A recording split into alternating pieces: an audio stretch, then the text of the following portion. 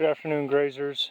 Going to do a follow-up video here, even though I feel like I'm going to catch a lot of flack for the way that the ground looks behind me. But cows are in here, as you can tell, being very non-selective.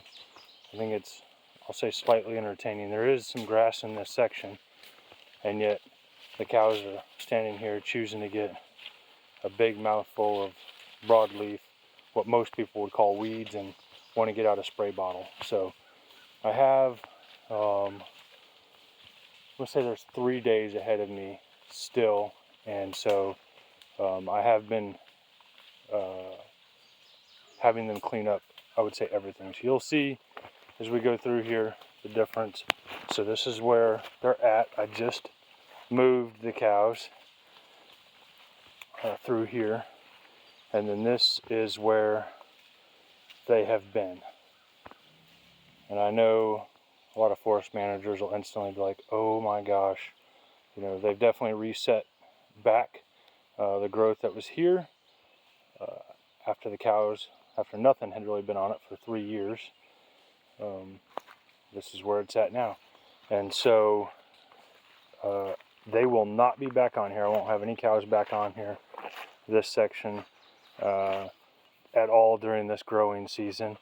And then they'll come out of the woods tomorrow, and then they'll be over here in this pasture over here. So I think it's a success. Again, the landowner really wanted the woods cleaned up.